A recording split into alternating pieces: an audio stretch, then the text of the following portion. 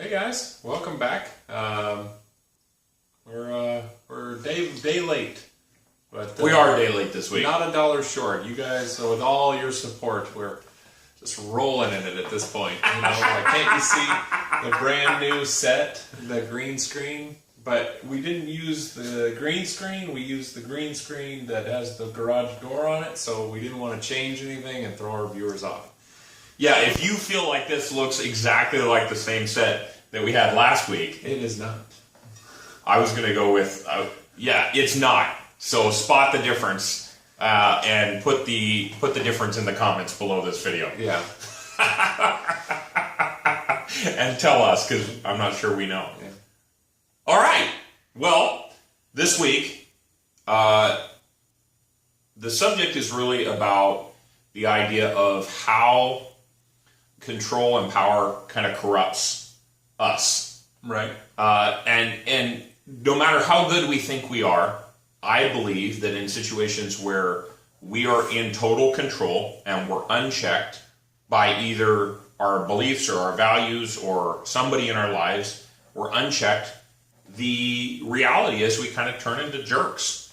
And no matter how good we try to be, sometimes... Well, is it control of a person? Is it control of a situation? Because, like, I feel like if I was in absolute control in a lot of these situations in my life where I find the most difficult, I wouldn't have some of the problems because I'd be able to step over the obstacles that are in my way. But if you're referencing like absolute control in a relationship where you're taking the lead and no one can ever really, rebuke you and say, like, you can't do it that way because I feel this way in my relationship, then that would be I could see that being pretty negative thing to be a part of. Yeah, so I think it's complex, and that's why I wanted to kind of talk about it as a subject.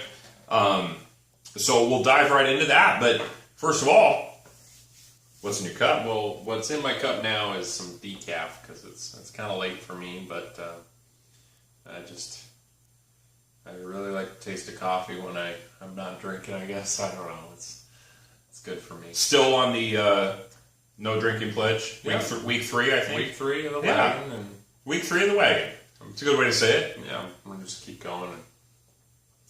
I don't think that as there's a lot of things that are legal in our state, and as a recreational thing, like, I'd rather drink and be in control than smoke and like be out of my mind or something like that. Sure. I always went to sleep. It was like, what's the point then? I don't know. I feel like I am or something. And I suppose. I guess. Well, I've never smoked. right. Ever. Anything. I've never smoked anything. But you're used to the social aspect of it, and everybody says the movies and TV shows that reference back to it all have the same reference, and I'd say it's pretty accurate. People get hungry, or people get sleepy, or people act dazed and confused. There's a lot of things that can go on in your mind when you're under the influence that you can experience with just basically lack of oxygen if you really want to go that route, or heavy breathing or something like that. There's all these different techniques that I don't know, the monks might do something like that or whatever. I don't know. But they it's a drug, it's addictive. It's something that people don't really get addicted, I think, we're getting on a side subject here, I guess. That's but, okay. People don't get really addicted to weed necessarily. They get addicted to the feeling, and the feeling is generally good, and that's why I can assume that people do the hard drugs like meth and crack and stuff like that. Like, things are destroying your body, and you would continue to do it. Now, Because people, for a little while, they feel good. they feel good for a minute, and then they gotta try again, and that's just the aspect that we have to deal with in society. Applies to a lot of issues, I suppose. Yeah.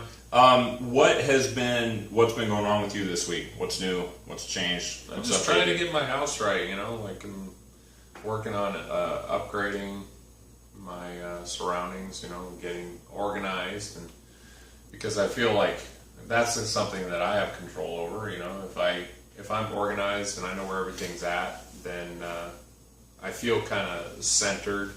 You know, I can go to work and come home and be like, all right, well, I want to work on a project or something, or fix a drawer in my house. I don't want to have to look for my screwdrivers, so I keep them all pretty organized, or at least in the same place. That's a big struggle for me right now. My garage is a disaster.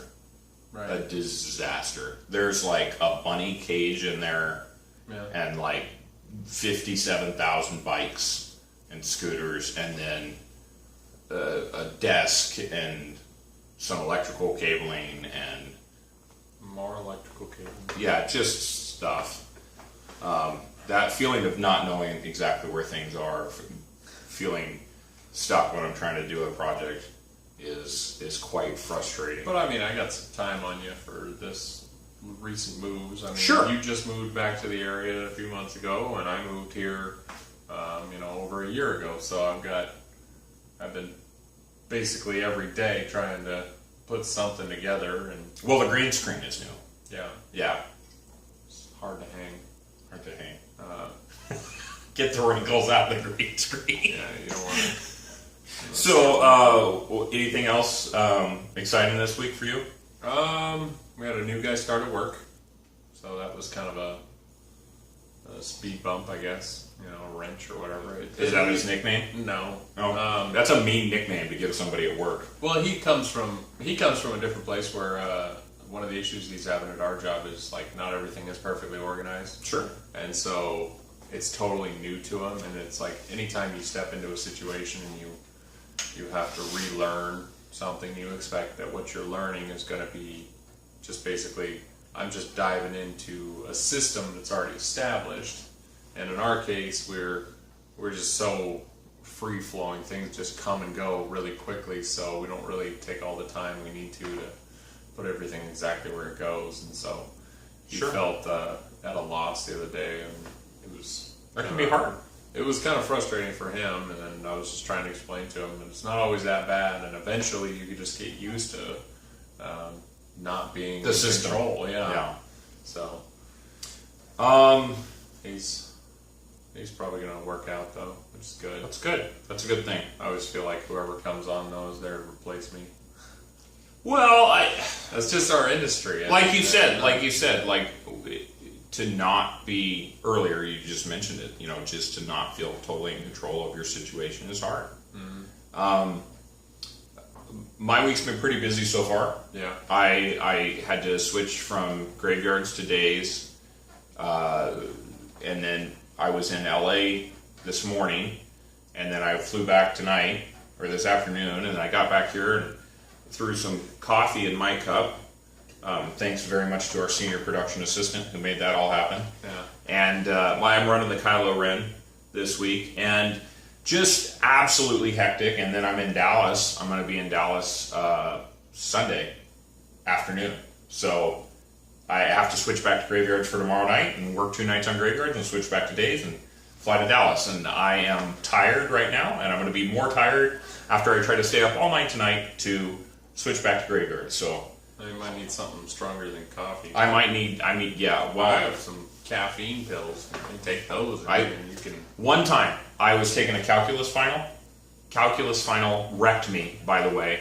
I've had people tell me, "You're smart. You think you're just smart," and I tell them, "Sure, I feel good about things that I know right up until I took calculus 2 and failed." If anybody doesn't know that I failed 100% at calculus 2. I got a 54 for the class. I probably should have dropped it. I didn't. I took the entire class thinking I would figure it out. I did not figure it out. I failed my final. All of the ways I think you can fail a test. All of the Did you at numbers. least sign your name at the top? I got my name right, and that's probably about it. So, very, very difficult for me, and I never went back. I just changed my major and got a different degree. I took power that way. Yeah. I'll do twice as much work just to show you that I don't need suck. calculus 2. Nobody does. Nobody does. There's people who do, but they do it on the computers nowadays. So I mean, it's not really if those fancy calculators that can, Yeah, I don't know how to work that. yeah, I can add and subtract and multiply and divide. I can make a calculator say hello. That's, I could, yeah. There are things you can write on calculators that are funny. Okay, so Zero, the subject. 7, That's our introduction, 4. long as it was. Yeah. The subject. Here's my pitch. I think that when people have power and it's not checked, they make threats, they control the situation, they use force of personality, force of physical violence, force of manipulation, force of will, force of volume to take control of the room, to take control of the situation, to take control of the relationship. Romantic relationships, relationships with children. I've seen dads yell at their kids at the store. I've seen dads yell, husbands or yell at their wives. I've seen wives yell at their husbands, which we tend to think is somehow different, but it's really not, right? Whoever is the person doing the yelling is the person being a jackhole at that particular moment. And they are controlling the situation with force. Right. And in those situations, when you are seizing power, when you are showing your assertiveness and your dominance of the situation, I think you are inevitably a jackhole. I think jackhole is a combination of two words that go well together. So I don't feel like it's the right way to conduct myself as a person. I feel like it's losing control of myself. Yeah, anytime you have to get louder than the other person.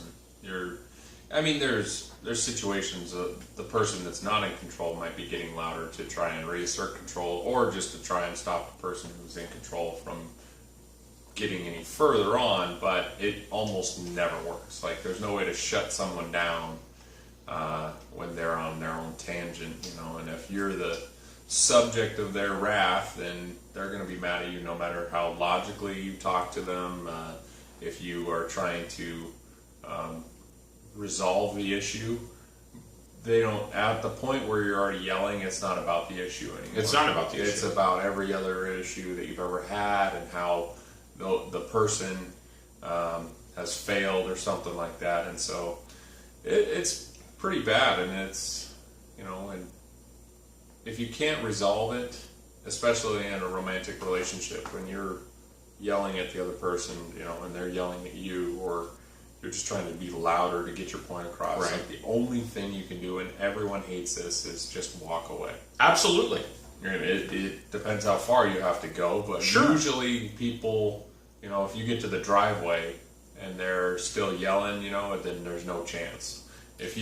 Well, there's no chance at that moment, right? And I think that's where the boundary is at. I think you've got to say, look, I'm not going to stay in a situation. And again, this is not criticism of my wife. It's certainly not criticism of your wife. Our wives watch the show. I think they're both great. But what I'm saying is that I've observed this behavior out in society. I've seen people do this, and I find it so disgusting. There was I want your honest reaction to this, because I don't know if you've heard this. So there's this branch of feminist thought, okay? And one of the things that it says is one of the big problems in marriages is money, Right. which we know is true. Yeah. And the reason money is a problem is because generally the man controls the money and controls access to the money. And as the woman doesn't have access and control of the money, she doesn't have equal power in the relationship. And so she feels like she can't be all the way honest about her feelings because he's got control of the money. Right. And so she bottles things up so that he doesn't take the money away, because that's a very natural reaction, right? Like, you're yelling at me, I was going to buy you something, now I'm not. Like, and it's not even necessarily done in a threatening way. In the theory is, it's not done in a way that says, you did this, so I'm going to do this. It's more of, because there's unequal control or unequal power, maybe the female in the relationship or the person who's responsible for the bills does the bills, and they say, well, we can't afford it, whatever it is. Right. Done. That's it. I have decided I have control of the money. I wanted to go to dinner, but Period. we're not going to dinner. We're not going to dinner, right? I want to buy this thing. No. Now, it could be because you had an argument, right? Maybe if you had resolved the argument, or maybe you can't afford it. I don't know. maybe you really can't afford it. But then they see that person in the traditional, the way that was presented was as a feminist ideal, but I think it applies to any kind of relationship. Then the husband or the person with the power in the money relationship goes out and they're like, well, I want to buy this new thing, and I think we can afford it. So they buy their thing. The other person who doesn't have control or power of the money doesn't get to buy their thing. Right. It's unequal power. And so the argument was, and I was researching and watching these videos because I have 4 daughters, and I kind of want to understand this branch of feminist thought. I don't get it always because I'm not female. Right. I don't have a female side as far as I can tell. I've looked for it in the mirror, didn't find it anywhere. Don't know where it's at. It seems like a strange thing to me. So, what is the thought? So this is a theory. So what is your reaction to, is there equal power or not if both people don't have control over the money? Shoot. And stay completely on topic and don't have any original thoughts that are outside the topic. Ready? Well, Go. so if money is really the issue, if that is really the issue, then the simplest way to go about it is to leave an allowance. Some people are more responsible with the dollar bill. Other people will, I've got this much cash in my pocket, that means I got that much cash to spend. Sure. Where the idea should be, I need to keep as much of that money in my pocket until I get my next allowance so I can buy something better, or so that I can just space it out and live comfortably every day of the week, as opposed to I only get gas in my car on a Tuesday or something like that. And you're saying both people would have the same allowance? Yeah. Both people have 100% equal allowance? So both people have 100% equal say? Here what we do is we keep a certain amount of money aside. You're talking about yourself? Yes. Okay. To basically take care of certain things like paying off a large bill or saving up for something that we need or whatever. And we usually take care of that with not our bonus. Everybody considers a tax return a bonus, but like if you get your tax return, and you don't want to pay off a bill with it or something, maybe you take half of it and you put it in savings and the other half goes towards something fun. Anything you can do to really keep the income from becoming lower than the out. You know what I'm saying? Like, you gotta save more than you spend. And so we did that for a long time, where we were just kind of, this is what the bill account is, and then everything that goes in the bill account, and then you get to keep a percentage out for yourself. And that was, we both had direct deposit, and it was going into this main account, and then percentages were going out to our own personal accounts. So we didn't have to ask for permission because we had the money there available. Like groceries come off the main card, and everything else I want to buy comes off the other card. Okay. And eventually we got rid of that. I mean, I trust her absolutely, and I think she trusts me absolutely. We do have arguments still with regards to large expenditures. And Did stuff. you have arguments under the previous system? No. I know. I mentioned this to her the other day. I was like, before we went to joint account and only joint account, I think I was doing pretty good for myself. I was able to buy any of the stuff that I wanted, and I could pay my bills any way I wanted to and stuff like that. And then we started, it was slow. Like, Sure. we both have car payments. Well, instead of me paying my car payment, her paying her car payment, it went to the joint account. So now we both put our bills, the larger bills, go in there, because it was essentially 70%. 70% of our income went to the household, and then the other 30% was our own personal usage. Sure. And that allowed us to, like I said, spend and do whatever we wanted to. She wanted to go to Starbucks, or I wanted to buy a computer part or something like that. Yeah, I can certainly see benefits to that system. So, but you're saying over time you moved away from it, and I don't want to put you on the spot, right? No, I mean, what if, let's say, for example, the parties don't have equal contribution? So that's right. That's the core counter argument to this issue, right, is whether if she doesn't make whether as much money, right, whether there are children involved or not, whether this is a two-income household or not, whether this is an issue of one person stays at home, the other person works, or whatever the situation is.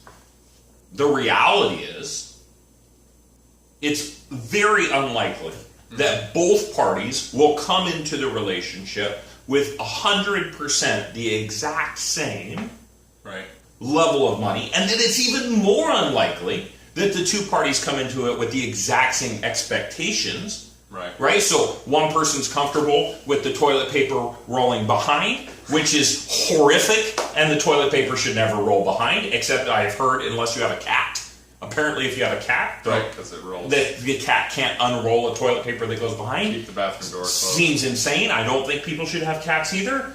I know you do. I'm sorry. I do. I like wild animals. You have cats too. I don't have cats. No, my family that I love has cats, and I do not associate with cats anymore. It's phenomenal because I haven't changed a litter box in probably almost a decade. I don't think adult humans should touch animal poop. That's just as a life as a life goal. Yeah. Period. Wild animals are great. They're wild. Anyway, back on track. You don't have the same values, right? Some people squeeze the middle of the toothpaste tube, infuriating. Some people squeeze the end of the toothpaste tube like civilized humans, and the toothpaste is the whole tooth. You're a barbarian. You're a giant barbarian. But the reality is, you're a giant barbarian. Might be. Anyway. Sure. Title of this film.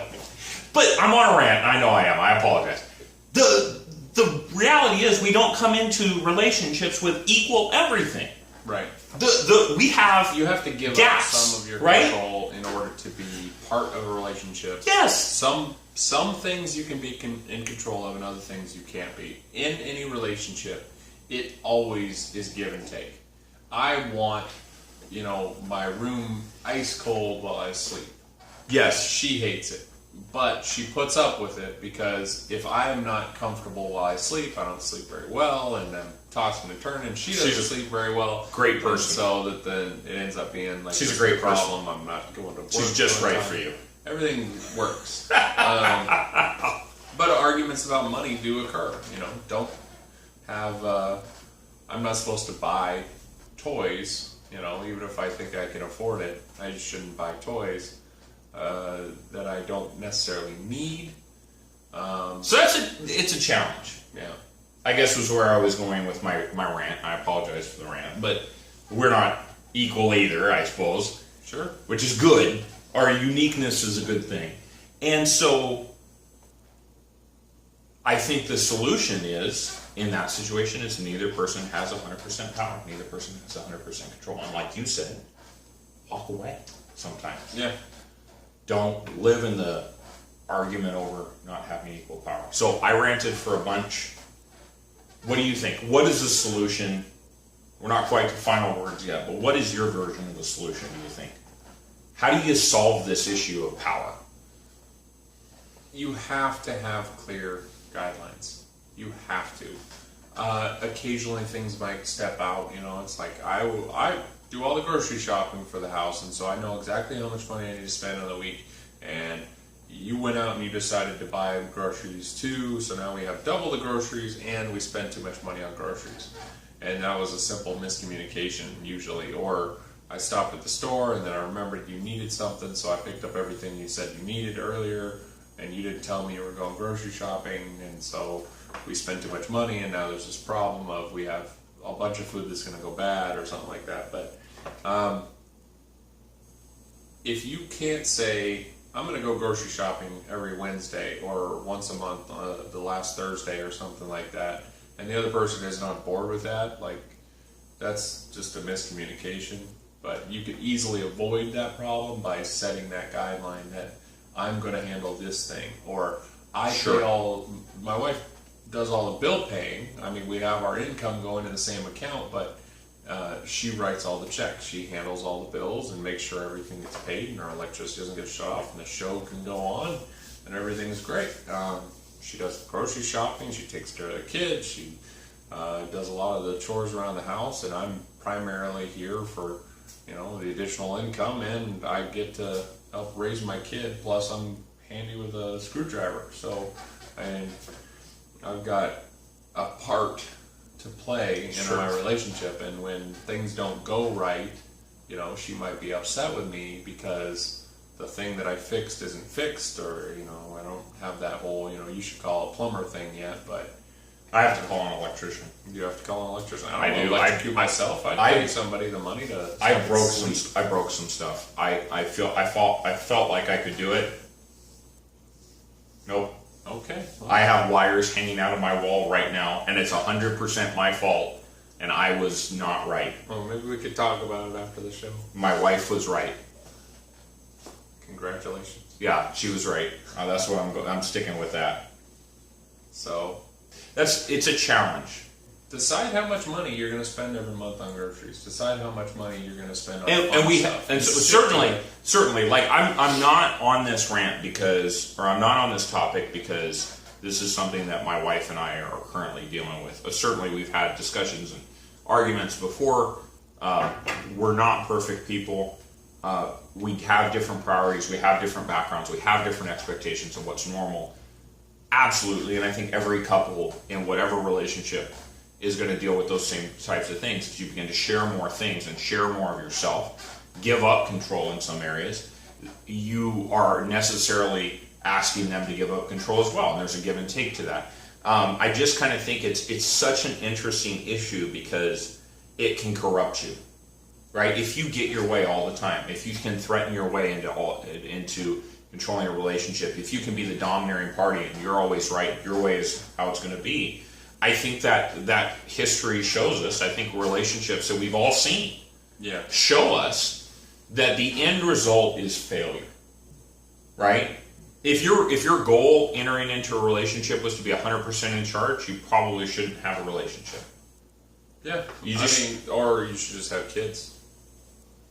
And then you can control them all you want, and they'll grow up screwed up. But that's just you have to give them the guidelines and the tools to make good decisions. You can't just tell them all the time. After a certain age, you can't just constantly tell your kid, you have to do it my way. And they're like, Mom, I'm 17. It can't be obedience without just thought. So kind of wrap it up. What are your kind of final thoughts on this subject? What would you say is, just to close, getting ready to close out here, where do you want to leave it? Anytime anyone felt that they were without control and they weren't happy with that, like, some people need to be in a relationship where there's a strong person guiding the relationship because they don't have the wherewithal necessarily to, I guess, make it on their own, or they want to they're looking for that. Otherwise, they wouldn't be in that relationship generally in the first place. And then there's an occasion down the line where, I didn't want to give up absolute control. I meant that you could tell me and help me and do this time, but that was it. And now, all of a sudden, I want to make a change in my life for better, and they're telling me I can't do that anymore or something like that. So, if you want to better yourself and somebody's keeping you down, that's bad news. That's a bad situation. I think we're just about there. So for me, I would just say we've all got gaps, right? If we want to have balanced relationships, we've both got to give up power, and we both got to share responsibility for the relationships, for the things we want to achieve, and try to find common ground. Understanding we can't always solve every problem right now. We got communication can't be an argument. So. Guys, thanks so much for watching this week. As always, we really appreciate it. This is week 11 for us. Absolutely having a blast. And no ways to go. Maybe because I didn't sleep very much, but I'm going to go with it was a lot of fun. We got a long ways to go. So thanks for watching, guys. We'll see you next time. All right. Have a good week.